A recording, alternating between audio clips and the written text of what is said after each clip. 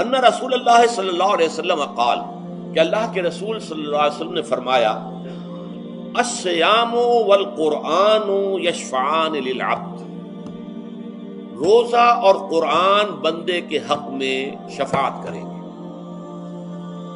یقول الصیام، روزہ یہ عرض کرے گا اللہ کی جناب میں، اے رب پروردگار، انی منعتہ الطعام والشہوات بالنہار، میں نے تیرے اس بندے کو دن کے دوران کھانے پینے سے اور اپنی شہوت کا تقاضا پورا کرنے سے روکے رکھا، یہ میری وجہ سے روکا رہا، تو میری شفاعت اس کے حق میں قبول فرما، فشفعنی فیہ، میری شفاعت اس کے حق میں قبول فرما۔ ویقول القرآن، قرآن کیا کہے گا؟